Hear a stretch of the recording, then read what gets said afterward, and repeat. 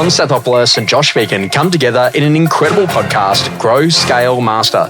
An energetic approach to drive progress, master skills, build strengths and put the strategy back into rapid business and personal success.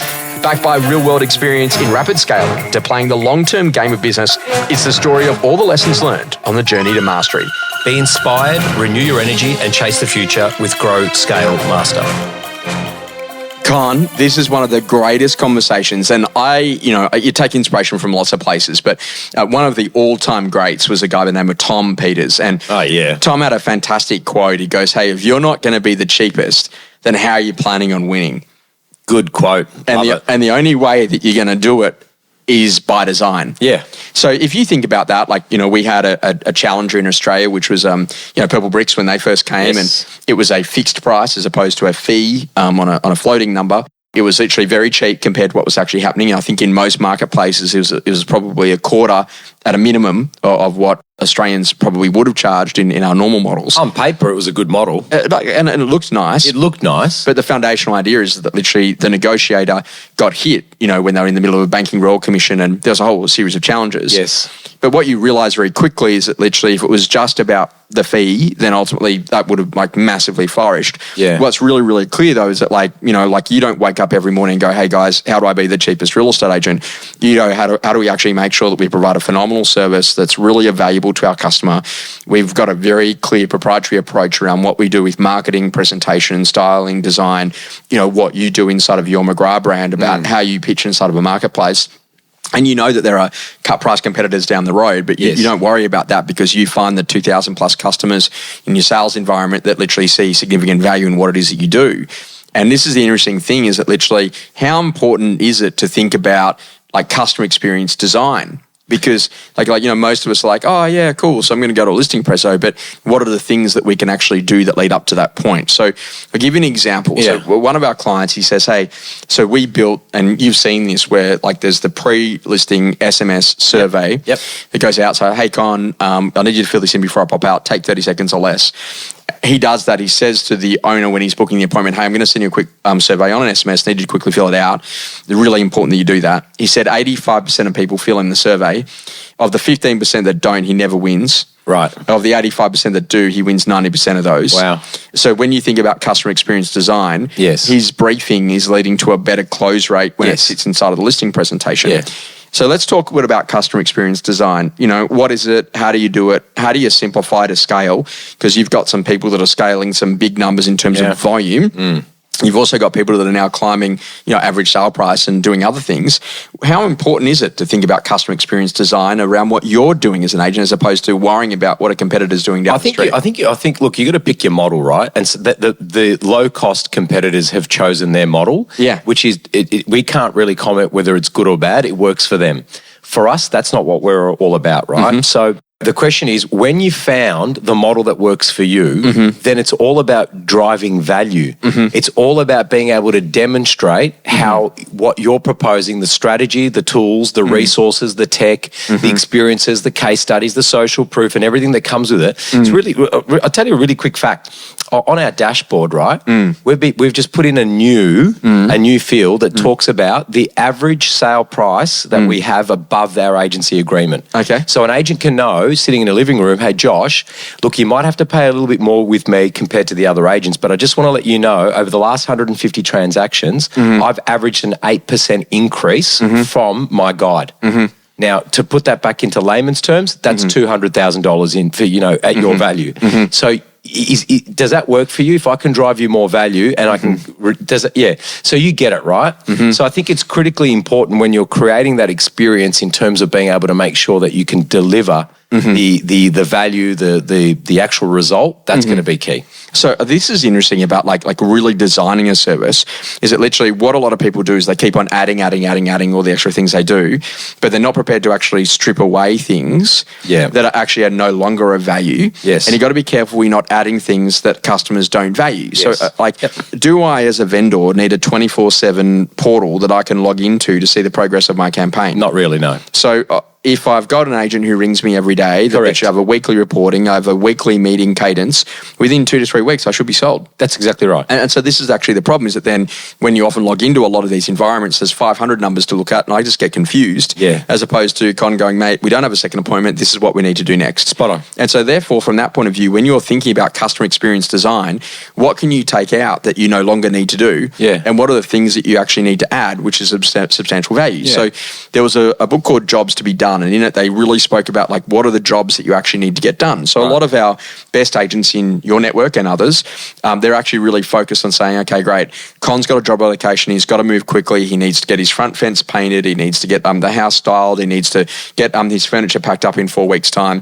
When the property's actually been sold, he also needs us to organise his mail redirection, so, and when he's away and during the open for inspections, he needs us to blow the leaves off, because it's autumn and they fall a lot down in his front path. So from that point of view, they're really thinking about what are the jobs that the customer actually gets done. Now, if you're selling a property interstate, Con, what I'll do for you is a quick FaceTime prior to every open home, so you know the house is presented and ready at the open for inspection. Yeah. Hey, Con, by the way, after the open home, I'll give you a quick call, let you know how it goes, but I'll give you a full detailed voice note at the end of the day. And mate, I'll tell you what, each week we'll do a quick catch up over FaceTime or Zoom, just so you can have a run through on how the campaign's going and what's doing. Perfect. Now, to me, as an out of area vendor, that is awesome. Absolutely. Well, I guess you're trying to solve the problem, right, for them, which is giving them the confidence that they've got the best agent that's got the right strategy and also delivering, right? That's the key for this. So I think, the question is, how are you going to win? Design the game that you want to win. And this is that the customer goes, hey, you're so good at what you do. Yeah. Thanks for doing that. Yeah, absolutely. 100%. So you've come to some of our events, and one of the things that we do for our private events where we say to people, okay, cool, we actually get you to fill in a pre-survey did it around yesterday. some of your challenges. Yeah. And then we have an alternate one where we also then say, okay, great, what is your coffee order? And also too, what would you like for lunch out of the menu? Yeah. Now, the benefit of that is that then when you come to the event, when lunch is served at midday, lunch is served at midday. Yes. So we're not looking at, get the menu, this is late, it's going to take time, we don't have this, we're going to have to do this. Yep. So we can make sure that everything's there. But what you're trying to do is literally every single time you got to improve a service, how do you iron out a kink for the customer? Yeah. How do you iron out where there's a challenge? And so there was an interesting study that if you go and have a quick look at like all of the different components of a sales process, is this potentially a happy moment, a neutral moment, or a sad moment? Yep. And so when you're thinking about that, is like ultimately, is there pressure? So as an example, hey Con, you're a buyer buying a property. I now need to ring you and let you know there's a second buyer who also wants to buy. Yep. Now that's not only a sad moment, there's a huge amount of friction. Well, what do I need to do in order to be able to buy it? Yeah. So that's like literally, that's a moment that if that's not handled correctly, there's a problem. Correct. Or if the buyer comes back and there's something adverse in the pest and building report or the strata report and they want a discount on the price or they want an extra washing machine thrown in or whatever the story is, like you've got to learn how to go to handle those moments that matter. Yeah. So I like that. That's gold. You got to learn how to say that again. You got to learn how to handle the moments that matter. And so this is the interesting, Awesome. is that like, hey, so Con, today's not the easiest call to make. We've actually got a second buyer who's interested in the property. Right. My job is to help to put you in the position of ownership. So what I want to do with you is I want to talk to you about what we actually do in a multi-offer situation so you feel fully empowered to know what to do in order to be able to get into position to own it. You know what, Josh? I just had a brainwave then, right? You should do this full time. You're very funny. But no, seriously, but see, you know what? The question is how you're going to win. Yeah, sure. The genius is in the simplicity. Sure. Right? It's just following a process. So this Great is about- dialogue, being transparent, being real time, giving people information to make really good informed decisions. So that's about reducing customer friction then. Yes. So where are the moments of friction? So like literally imagine that you're there even in a listing presentation, say, hey, Con, I got to tell you, it's really difficult in selecting a real estate agent. Yeah. I'm going to ask you the question, the more agents you get out, do you think that it adds to the confusion or it builds towards clarity? Yeah. And Adds so literally towards confusion. And so what I got to tell you is that literally here are a couple of things that you're going to need to know. From my last 5 clients, these are the 3 reasons why they made the decision to use me. Quality of advisory, depth of experience, quality of the buy work that we do. Yeah. Let's have a look about what we're going to do in terms of positioning. So we've got to learn how to go and tell better quality stories. Yes, I agree. Because else you're feature matching. Yeah, correct. So, and I think that literally... And that's when you get into fee comparison, right? Marketing comparison. And which, if you remember the fee comparison table that Purple Bricks at the time, yes, on the left-hand side, this is what an agent does, and this is what a Purple Bricks agent does, and they tried to match on every component, and then they added like 7 or 8 more. Yes. And they weren't necessarily things that Australian consumers actually valued. Yeah. Now, at that point, knowing how to negotiate, knowing how to work a buyer, bringing buyers from other campaigns, quality of advisory, knowing what to do to get a buyer up, how to actually run that. They didn't know how to translate when the market was going from literally this position of a falling market. Yeah. But yet if they were in a going to peak market, they would have killed it. Yeah. So this is the difference that you've got to really understand. Now, customer experience actually really does matter. And what you've got to consider here is that literally simple is what scales. Completely agree. So in our office, when you come and see me in Double Bay, we only offer you a bottle of water. So it's Pana now because Fiji we can't get. But the basic idea is that, okay, great, we give you a bottle of Italian water, that's it. We don't offer you a coffee. Because the moment that you started to try to milk macadamia nuts, we were out of that game, right? Almond nuts. But the basic idea... You've made it so simple. Well, but you think about how complicated coffee's got. Mate, we're not doing that. No. Go down to the barista down the road. Correct, yeah, but you know what? We will give you a water and we will do those things. And so this is actually really interesting about it is simple and it's consistent. So one of the things I think is really interesting is about the Warren Buffett quote that he determines the value of the share of a business based on the brand's pricing power. Right. So if the Reject Shop came out with a set of sneakers and it had the Reject Shop on side of it, you would probably think, oh, maybe they're $10 or $20. Yeah. If Louis Vuitton bought out exactly the same shoe but it had LV on it, and they put $1,000 on it, then there were people that would say, hey, that's really good value, I'm going to go and buy that. Now, the interesting thing is that literally if you think about it, Louis Vuitton have worked out a way and David Jones have too. And I think Maya's about to get into trouble, since they've bought the Just Jeans brands and all of that sort of stuff, that to me that's lower in perception and David Jones will now be higher in perception of what they may or may not offer. So there's a saying that brand is equal to customer experience. Right. So if you go to, a nice restaurant, hey, sir, would you like some sparkling or some still water? I'd like some sparkling. Would you like the Antipodes from New Zealand or the San Pellegrino from Italy?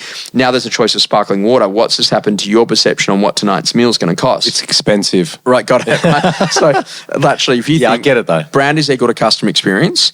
And customer experience is equal to pricing power. 100% agreed. So therefore, from that point of view, what we've got to look at is that how do we actually speed up.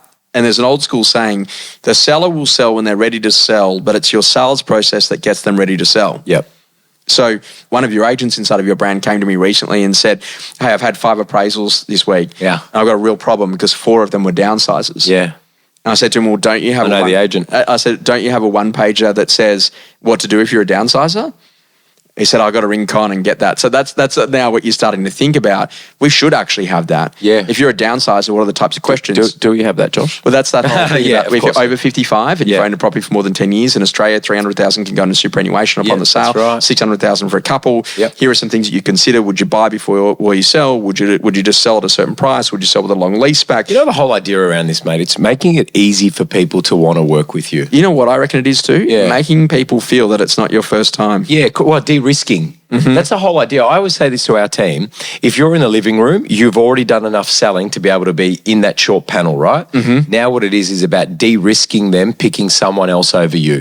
That's all it is. So our job is to work through the objections. It's to work, and really, sometimes fee is really important.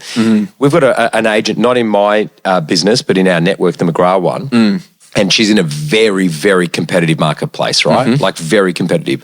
The first thing that she'll ask them on the phone is, I just want to be really clear, are you after the cheapest agent or the agent that drives the most profit for you when you get a result? And it's obviously a loaded question. I'll be like, no, we definitely want that. So when it comes to fee, she's already set it up. So when she comes to fee, she's sitting down with him and said, hey, here's my last 10 case studies. This is what, you get the drift, right? It's very powerful anchoring. It's like when you're saying to a seller, hey, Con, I just need to let you know, most people would spend somewhere between 0.5 to 1% of the saleable value of the property on the marketing. Yes. So if you're expecting $2 million for your property, it's 20 somewhere between $10,000 to $20,000. Yeah, okay, cool. That makes sense. Yeah. And so then when you mention 10 or 20, it's not a problem. Yeah.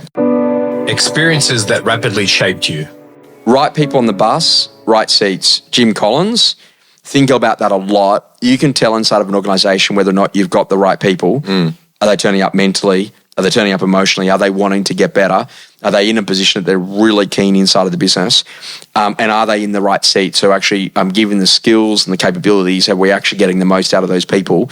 And I always say that every single time you have to talk about someone, like in your management or your leadership conversations, then you've got to really ask yourself the question, are they the right person and have we got them in the right seat? Yeah. And we've often seen some really good people in wrong seats.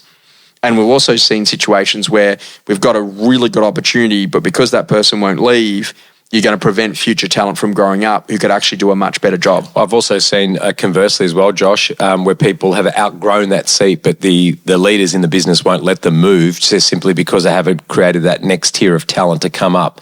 So essentially then the business becomes frozen.